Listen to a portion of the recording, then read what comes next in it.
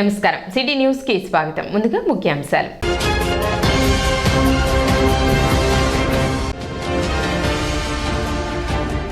మైనర్లు వాహనాలు నడుపుతూ పట్టుబడినట్లయితే కఠిన చర్యలు ఉంటాయని హెచ్చరించిన మోటార్ వెహికల్ ఇన్స్పెక్టర్ రాఘవరావు.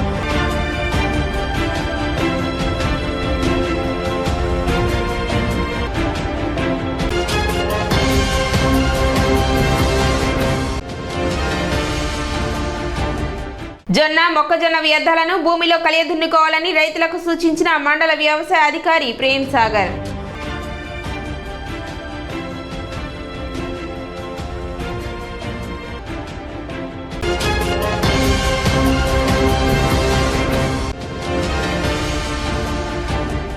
జాతీయ డెంగ్యూ దినోత్సవం సందర్భంగా పట్టణంలో అవగాహన ర్యాలీ.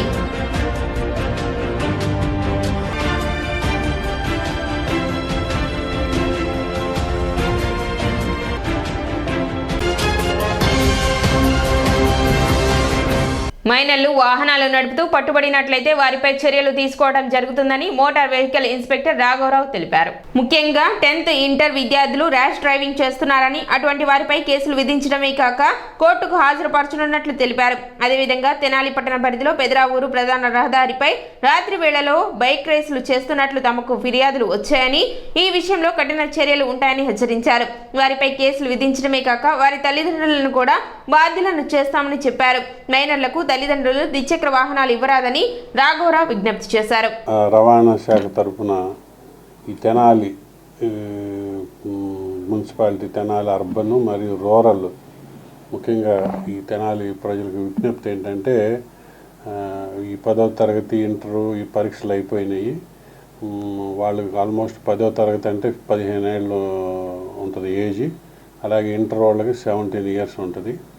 ఈ 15-17 వాళ్ళు ఎక్కువగా బైకుల మీద ట్రిపుల్ రైడింగు అన్నీ చేస్తున్నారు. వాళ్ళని ఏంటంటే పేరెంట్స్ ముఖ్యంగా గమనిక ఏంటంటే, వాళ్ళకి ఎట్టి పరిస్థితుల్లో వెహికల్స్, వాహనాలు, 2 వీలర్స్ ఇవ్వవద్దు. ఎవరైనా కానీ మనకి అట్లా డ్రైవ్ చేస్తే వాళ్ళు ఏంటంటే ఆ ఏజ్లో వాళ్ళకి ఏం తెలియక మనకి ర్యాష్గా డ్రైవ్ చేస్తున్నారు, నెగ్లిజెన్స్గా డ్రైవ్ చేస్తున్నారు, స్నేక్ డ్రైవింగ్ అని, ఫీట్లు కొట్టడం అన్నీ చేస్తున్నారు. ఈ ముఖ్యంగా ఈ పెదరావూరు రోడ్డు, ఈ మనకేంటంటే ఈ పెదరావూరు టు నందివెలుగు రోడ్డు ఉంది చూసారా, మెయిన్ ఆ రోడ్లో బాగా ఓవర్ స్పీడ్గా వెళ్తున్నాయి. ఆ కంప్లైంట్స్ కూడా రావడం జరిగింది. కాబట్టి దాని గురించి ముఖ్యంగా మేము చెప్పేది ఏంటంటే, ఎప్పుడైతే చిన్న చిన్న రేసింగ్లు కూడా కండక్ట్ చేసుకుంటానని మా దృష్టికి వచ్చింది. కాబట్టి అటువంటిది ఏమన్నా మనకి అండర్ ఏజ్ 18 ఏళ్ళ లోపు ఎవరన్నా 2 వీలర్ తోలుతూ పట్టుబడితే వాళ్ళని కేసు బుక్ చేయడం జరుగుతుంది. అలాగే ప్రాసిక్యూషన్ కోర్టుకు కూడా పెట్టడం జరుగుతుంది. కోర్టుకు పెట్టిన తర్వాత ఫస్ట్ లైసెన్స్ లేకుండా డ్రైవ్ చేసినందుకు 5,000, అండర్ ఏజ్ మైనర్కి వాహనాలు ఇచ్చినందుకు 5,000, మొత్తం 10,000 ఫైన్ ఉంటుంది. ఈ ఫైన్ కాకుండా మేము బండిని కోర్టుకు పెట్టడం జరుగుతుంది, ప్రాసిక్యూషన్ పెట్టడం జరుగుతుంది. ప్రాసిక్యూషన్ వెళ్ళినాక ఒకవేళ మనకు ఆ కోర్టు జడ్జిమెంట్ని బట్టి, జడ్జి గారు డెసిషన్ బట్టి ఒకవేళ వాళ్ళు ఫైన్ వేయవచ్చు, ఫైన్తో పాటు శిక్ష కూడా విధించవచ్చు.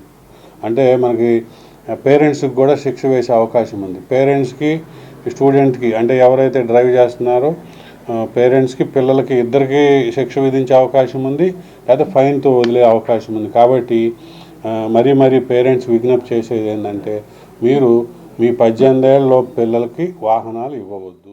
జొన్న మొక్కజొన్న పంటల తర్వాత వచ్చే వ్యర్థాలను తగలబెట్టకుండా భూమిలో కలియదున్నుకోవాలని మండల వ్యవసాయ అధికారి ప్రేమ్ సాగర్ రైతులకు సూచించారు. తెనాలి మండల పరిధిలో అన్ని పంటల కోతలు పూర్తయ్యాయని, పంటల తర్వాత వచ్చే వ్యర్థాలను తగలబెట్టకుండా భూమిలో కలియదున్నుకోవాలని, ఆ విధంగా చేయడం ద్వారా భూమి సారవంతం పెరుగుతుందని, రైతులు దీనిని గమనించి రోటవేటర్ సహాయంతో పంటల తర్వాత వచ్చే వ్యర్థాలను భూమిలో కలియదున్నుకోవాలన్నారు. అదేవిధంగా భూసార పరీక్షలు చేయించుకోదలిచిన వారు ఆర్బీకేలలో సంప్రదించాలని మండల వ్యవసాయ అధికారి ప్రేమ్ సాగర్ రైతులకు విజ్ఞప్తి చేశారు. మొక్కజొన్న కోసేసిన తర్వాత, జొన్న కోసిన తర్వాత రైతు సోదరులందరూ ఆ వ్యర్థ పదార్థాన్ని తగలబెడుతున్నారు. ఇది అంత బాగోలేదనిపిస్తుంది. ఎందుకంటే వాతావరణ కాలుష్యం వస్తుంది. తర్వాత భూమికి కూడా కొంచెం ఇబ్బందిగా ఉంటుంది. ఎందుకంటే మల్చర్ వేయడం వల్ల లేకపోతే రోటోవేటర్ వేయడం వల్ల ఆ పచ్చి కాండం లేకపోతే వ్యర్థాలు లోపల భూమికి కర్బన శాతం అందిస్తుంది. తర్వాత భూమి బలపడుతుంది. ఎందుకంటే పశువుల ఎరువు వేయటం లేదు. కాబట్టి రైతు సోదరులందరూ గమనించి మల్చర్ కానీ లేకపోతే రోటోవేటర్ కానీ కట్టర్ కానీ వేసేసి అవి భూమిలోని పుల్లేలాగా చేసుకోవాల్సిందిగా రైతు సోదరులు కోరుతున్నాం. మనం జనుముజీలుగా పెసర విత్తనాలు ఆర్బికల్ ద్వారా సరఫరా చేస్తున్నాం.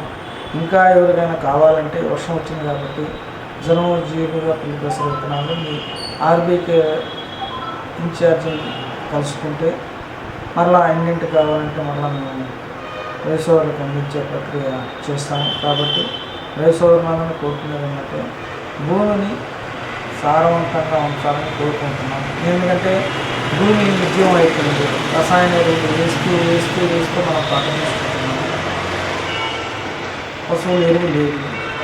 కాబట్టి ఇది కలిసినందువల్ల కూడా భూమికి ఇబ్బంది. కాబట్టి రైతు సోదరులందరూ ఈ మల్చరికన్నా రోటోవేటర్ కట్టడం ఇస్తే లోపల ఉన్న కలుపు విత్తనాలు బయటకు వచ్చి ఎండిపోతాయి. లోపల ఉన్న పురుగుల కీపాలు కానీ అవన్నీ బయటకు వచ్చి కొంగలు కానీ అవన్నీ ఎండిపోతాయి.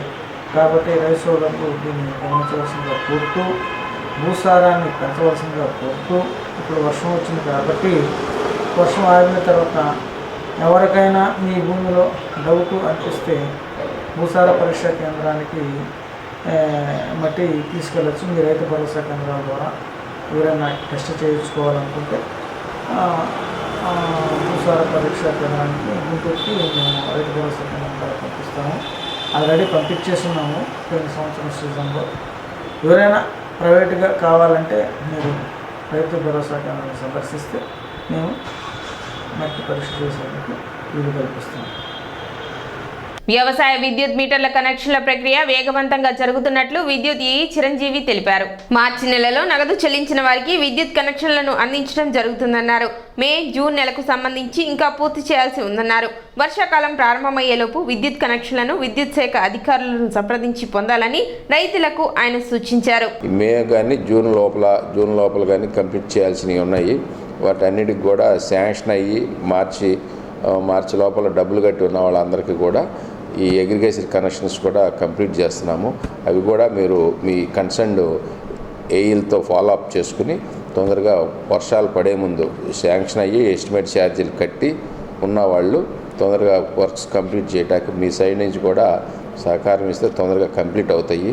ఏదైతే మీకు వ్యవసాయానికి బోర్లుకి పంటలు వేసుకోవడానికి కూడా మీకు కూడా మంచి ఉపయోగంగా ఉంటుంది. అలా కాకపోకుండా ఇంకా బిల్లులకు వచ్చేటప్పటికి ఈ 15 రోజుల్లోనే బిల్లు కట్టాలి. బిల్లు ఇచ్చిన 15 రోజుల్లో కట్టాలి. కొంతమంది ఏంటంటే కట్టపోవటం వల్ల డిస్కనెక్షన్ చేయాల్సి వస్తుంది. ఎక్కువ మందికి డిస్కనెక్షన్ చేస్తే ఇన్ టైంలో మీరు కట్టపోవటం వల్ల మా వాళ్ళు డిస్కనెక్షన్ చేస్తారు. అప్పుడు మళ్ళీ మీకు కరెంట్ లేదని ఇబ్బంది పడతామని ఇవన్నీ ఉంటాయి. అందుకని బిల్లు వచ్చిన 15 రోజుల్లోనే ఆన్లైన్ పేమెంట్ ద్వారా చేస్తే మీకు ఎలాంటి ఇబ్బంది.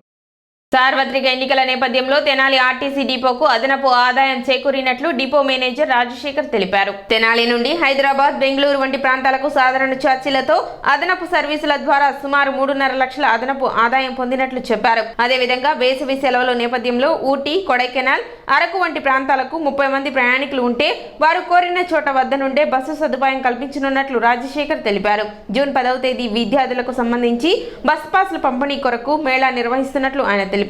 ఎలక్షన్ సందర్భంగా మన తెనాలి డిపో నుంచి హైదరాబాద్కి రోజుకి 4, 5, 6, 7 బస్సులు చొప్పున హైదరాబాద్ తెనాలి కానీ తెనాలి నుంచి హైదరాబాద్ కానీ ఏర్పాటు చేయడం అయింది.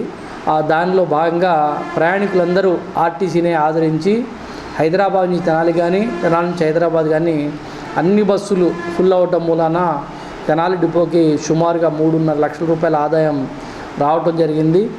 అదేవిధంగా ఏరే లోకల్ ట్రాఫిక్ కూడా విపరీతంగా ఉండటం మూలన మన డిపో ఆక్యుపెన్సీ రేషియో 85గా ఉండటం జరిగింది. ఇది కేవలం ప్రజల యొక్క ఆదరణ, మీ అందరి యొక్క సపోర్ట్ వల్ల మాత్రమే తెనాలి డిపో ఈ స్థాయిలో ఉంది అని చెప్పడం జరుగుతూ ఉంది. అదేవిధంగా ఈ ఎండాకాలం సీజన్లో పిల్లలకి ఎగ్జామినేషన్స్ అందరికీ అయిపోయినాయి కాబట్టి ఎవరైనా ఊటీ కానీ అదేవిధంగా అరకు కానీ అదేవిధంగా అరుణాచలం కానీ ఇంట్రెస్ట్గా ఉండి ఒక 25-30 మంది వస్తే ప్రత్యేక బస్సులు మీకు సాధారణ ఛార్జీలతో హైదరాబాద్ తెనాలి కానీ తెనాలి నుంచి హైదరాబాదు మనం ఏదైతే సాధారణ ఛార్జీలతో తిప్పడం జరిగిందో అదేవిధంగా ఇప్పుడు కూడా సాధారణ ఛార్జీలతో మీకు కోరిన చోట ఒక 30 మంది ఉంటే వాళ్ళకి ఎక్కడెక్కడ ప్లేసులు కావాలో చూసుకుంటే సాధారణ ఛార్జీలతో ఇవ్వడానికి ఏపీఎస్ఆర్టీసీ తెనాలి డిపో మీ అందరికీ అందుబాటులో ఉంటుందని తెలియజేస్తూ వచ్చే 10వ తారీఖు నుంచి జూన్ నెల 10వ తారీఖు నుంచి పిల్లలకి బస్ పాసులు ఫ్రీ బస్ పాసులు పిహెచ్సి పాసులు ఒక మేళా జరిగి మీ అందరికీ ఏ స్కూల్ అయితే ఆ స్కూల్లో రావటం కాలేజ్ అయితే కాలేజీలో రావటం మీ దగ్గరికే వచ్చి పాసులు ఇవ్వటం జరుగుతూ ఉంది. ఇప్పుడు ఒక చిన్న విరామం.